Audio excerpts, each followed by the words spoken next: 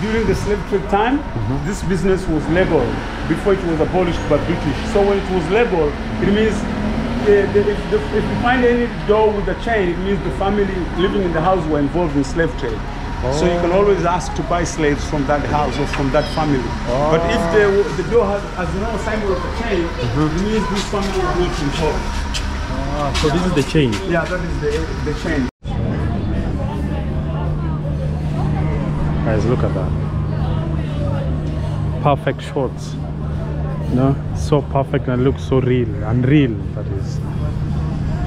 And that is, over there is the beach, Nakupenda beach. Hello guys, welcome to my channel. So I've decided, because I cannot navigate this place alone, it's very hard for me to know like the places here. So I've decided to have Juma take me around. Juma, maybe you can introduce yourself.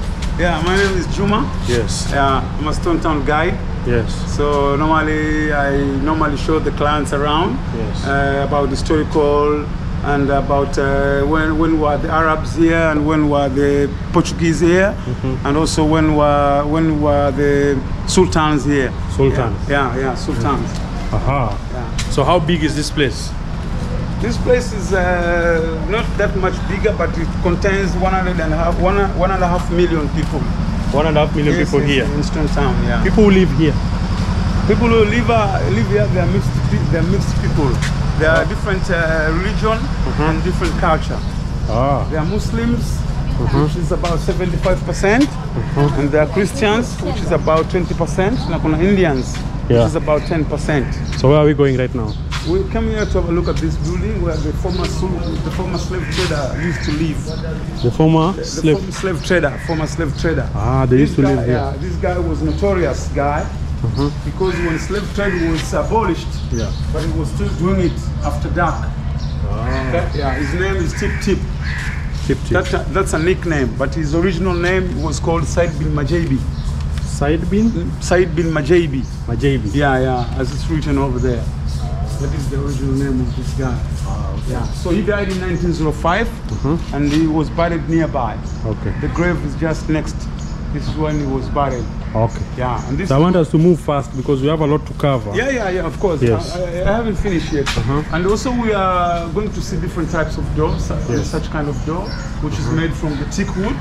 It's kind of a very strong wood imported from Tanganyika. And this kind of door with half semicircular, always it's called the Arabic door. Arabic door. Yes. Because we have 4 types of doors. So we'll have a look at the Arabic first, and then we'll see the rest later. Okay. Most of the doors got the brass in front of the doors. This was to protect elephants from going inside. Because during the Arab settle in the 19th century, there were animals that were living with the people together. These animals were mostly used to carry heavy loads from one house to another house. So during Revolution 1963, there was outbreak of war. So thousands of Arabs and Indians were killed in a genocide, and thousands were expelled. So during this war, most of the animals go crazy. They always want to break through and go inside. So this was against tempered elephants going inside. So guys, it's a whole tourist area. People, different places. We have tourists, and I feel, Juma, I feel like a tourist when you're taking me around. I feel like a tourist, and I'm not a tourist, bro. Don't worry, my friend. Even a local can be given a tour as long as he really wants to learn, or if he really wants to know. So I'm seeing people living in these houses. Yeah, people living in the house. Buildings are owned by locals, some are owned by government, some are owned by investors. This building was a former British club. It was only allowed for men, but women were not allowed inside. This was during 1932. Can I get in? Yes, but now it's a hotel. Okay. So this is the best hotel where you can always watch. Hello. You can watch the best sunset at the rooftop. Oh, nice.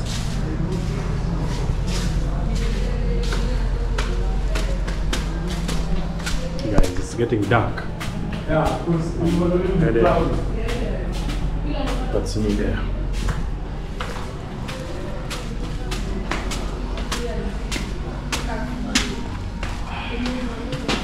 Hello.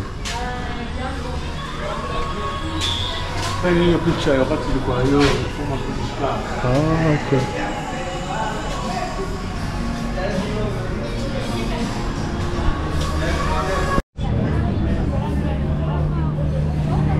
Guys, look at that.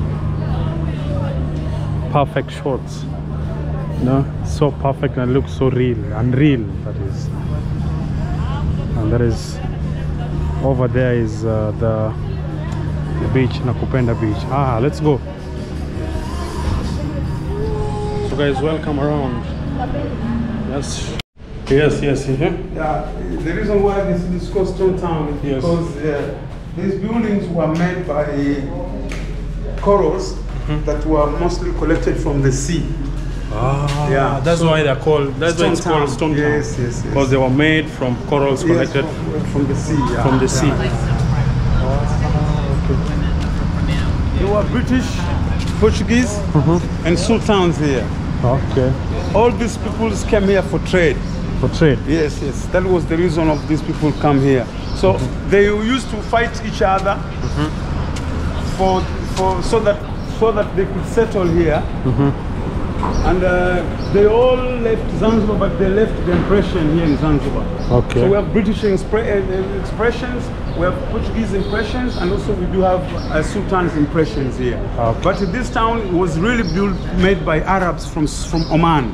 Arabs from Oman? Yes, this was in the 19th century. Ah. But the first people were the Portuguese in the 16th century. Ah, let's go, let's go. Oh, this other type of door, which is square shape now.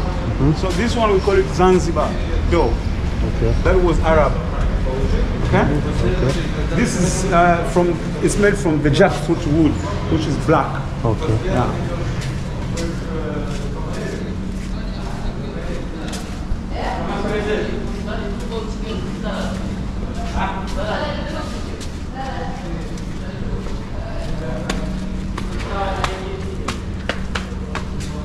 Hello. You see the corals themselves. Oh, these are. Ah, okay. This hotel name is called the Dao. Guys, so these are the corals that they used. It's okay. Help that. Yeah. That they used to construct like the walls. Ah. So now the stone town is under UNESCO, which is restored. So do not change the architecture. You should use the same materials that were used. That's why it's restored by UNESCO since 2000 up to nowadays. So you should keep the nature. Yeah, I should maintain what they use, the original materials. This hotel name is called the Dao, and this is Dao itself, traditional boat. Okay. That's the name of this hotel. Yeah. Interesting. Yeah. This picture from the Sultan Palace, whereby nowadays it's no longer seen like that because the tower is broken, so it's covered nowadays. But that's the picture of the former Sultan, how it used to look like.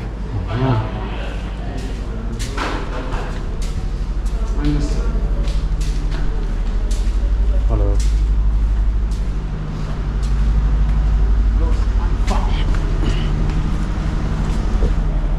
Guys, welcome to the channel again. I'm walking around this place with Juma, and man, I don't like to feel like a tourist. You know. But for the sake of my people watching me, let me show them. I must show them this place well. Yeah, for sure. Turn it upside down.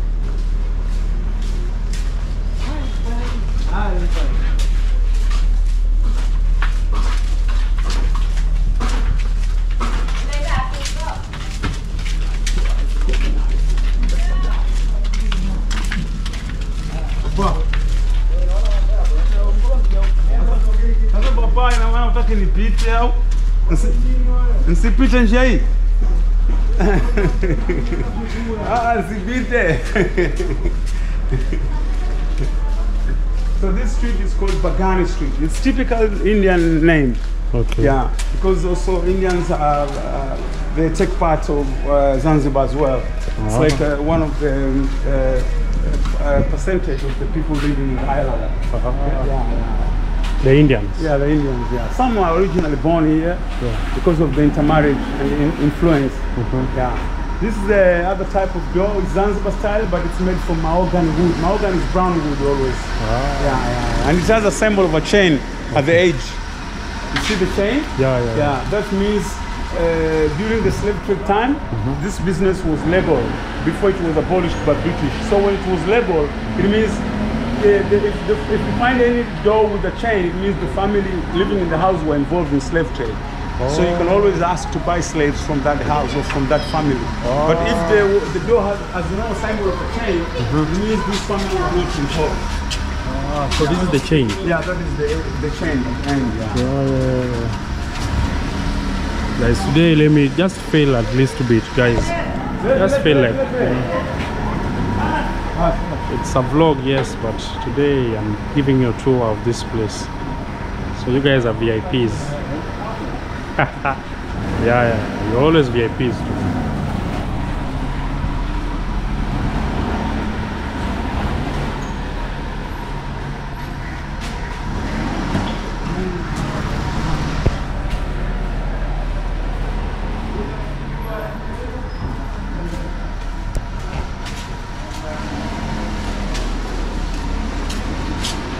And these streets are very clean. They're maintained by the government, right? Yes.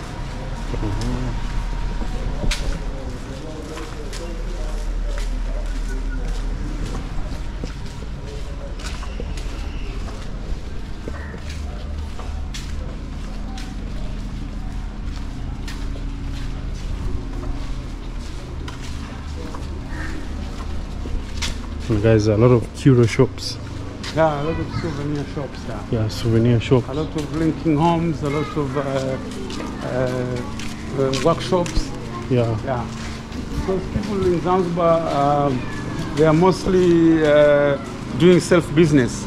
Because we have no industry here, there's no any company here. So we rely on self-employment, like farming, spice growing, such as spice growing, and also fishing because of the sea.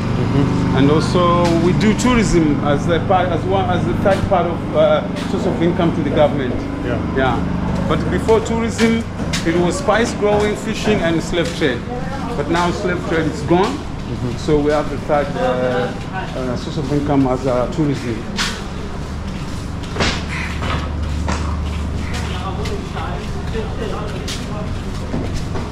So guys, if you're joining this video right now, consider liking and subscribing.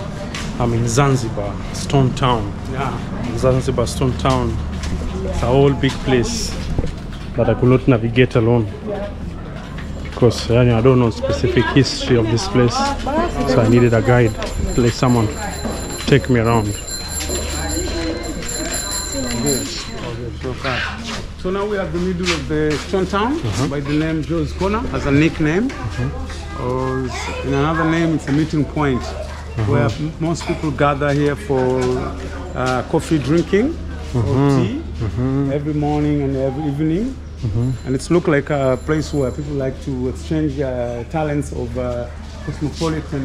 cosmopolitan games like chess or bar games, which are mostly typical in Zanzibar. And also it's a typical base area of the opposition party with the flag that stands for the opposition party, the party that stands for change. Because we have two parties, the party that stands for change, and we have the other party, CCM, which stands for revolution. So this is the base area of the opposition party. The party that wants Zanzibar to stand alone instead of getting connected with the Tanganyika. Some people are not happy with this connection right now as the country called Tanganyika because of the connection between Zanzibar and Tanzania. So this party it wants the Zanzibar to stand alone. All country in its own. Interesting.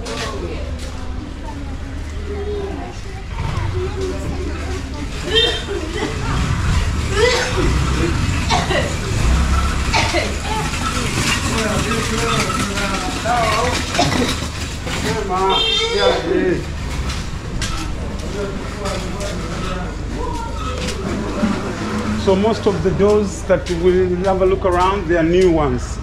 But we do have about 2 doors that were made in the 19th century by a craftsman called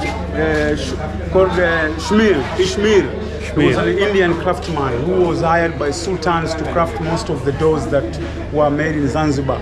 So this is one of the oldest doors that's still existing since the 19th century time. Yeah. It's a kind of Arabic style. Yes, this is it.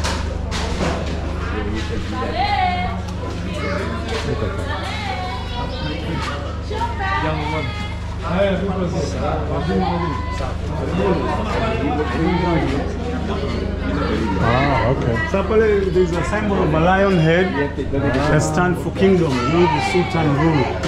When the Sultan moved his empire all the way from Oman to Zanzibar. By the lion stands for kingdom. Now there's an eagle holding a snake, which stands for inhabitants. Because eagle comes from the sky all the way to the ground and grab a snake. So that stands for inhabitants. Yeah, like omnivorous. You can feed in both flesh and grass. Yeah. High five.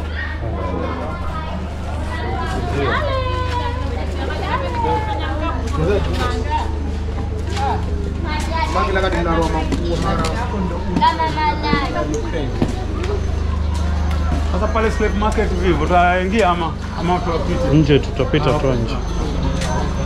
He's telling me there's a slave market that you have to pay to get in, but I just want to pass around it.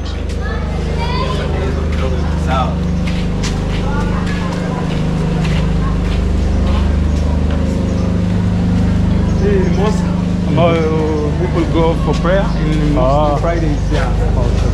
So what time is the prayer?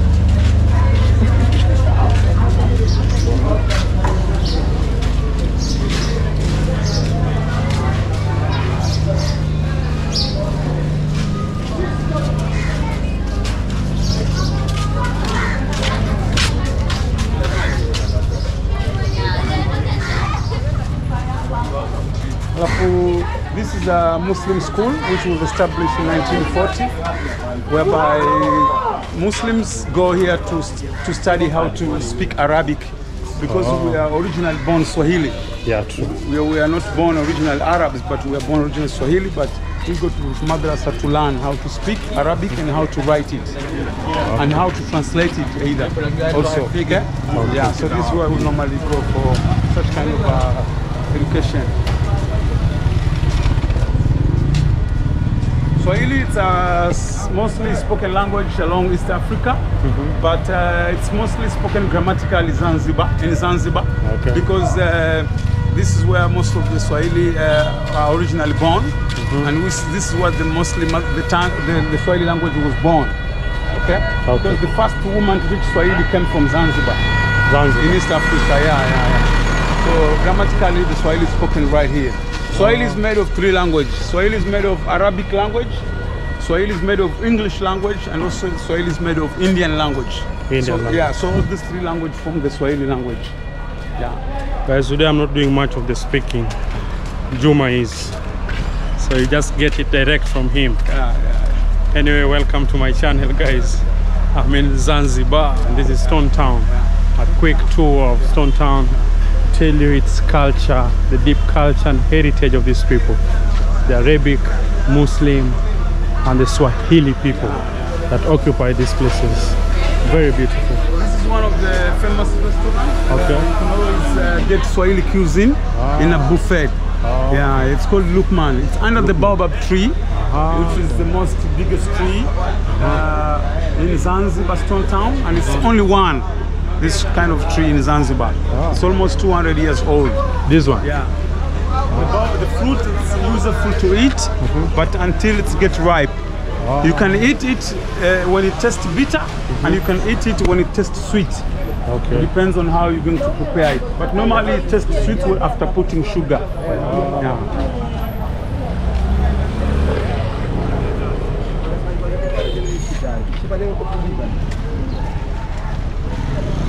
Market, slave trade was going on here. Yeah, all over East Africa, but Zanzibar was a slave trade center. Okay. So this is where all the slaves along East Africa were being brought here for sale. And after slave trade was abolished in 1873, then the church was built. The church was built. Yeah, this church was built by Bishop here. He is a British. So British were the peoples who campaigned for this slave trade to be abolished. Okay, yeah. And after they campaigned for this business to be abolished, this is the time they were allowed to spread Christianity. Yes, otherwise if they couldn't help Zanzibar for anything, then they couldn't be allowed to spread Christianity, because it was not easy in Zanzibar to spread Christianity because 90% were Muslims. But they were allowed after they helped Zanzibar from being slave traded. Okay. From banning the slave. Yes, from banning the slave, yeah. So the church was built in 1873 after slave trade was abolished, and the mistake which kills Bishop is inside the church, as I told you. Yeah. There are 12 posts that are standing upside down. These were the mistake that led to Bishop to have an heart attack and then he died. Because the posts, they are standing upside down right now, whereby they were supposed to be on the other way around. Okay, yeah. They were supposed to have a big base and a small top to stand the church, but they have a big top and they have a small base, which they look unproportioned. Yeah. So Bishop was afraid that the church might collapse and kill thousands of worshippers, but he's the one who collapsed and the church still standing. Okay? Yeah. On the other corner, there's a statue with the original chain. That chain was original and it was found from the seashore in Bagamoyo, where most of the slaves were being, it was like a transit to Zanzibar. It was on their way to Zanzibar. They have to land in Bagamoyo. So after Bagamoyo, then they crossed to Zanzibar. So this chain was found in Bagamoyo and it was brought all the way to Zanzibar, because this is where slave trade was taking place, or as a slave trade center. Okay? Yeah. Right? Guys, history classes today. Today we are in history class, and Juma is the principal here. He's the lecturer. I'm seeing ourselves getting out. Or yeah, we are now dividing the old town and the new town. Oh, now this is the new town. Yeah. From after the Greek Road, now it's a new town. Yeah. And this is how the stone town used to be even before. There was a category for the black people and the Arabs, because most of our grandfathers were used as cheap labor by the Arabs. Yeah, cheap labor. Yeah, by the Arabs. Why? Because you know that we were used as cheap labor because we were overpowered by the sultans. Because they used to have guns and weapons and bombs. Sophisticated weapons. Yeah, that's why we were powered by them. Okay. So this Greek road is called Benjamin Mkapa Road. Benjamin Mkapa. Yeah. This name is from the second president of Tanzania. Yes. It's called Benjamin Mkapa. Yes. And we also have Julius Kambarage Nyerere Street, as the first president of Tanzania.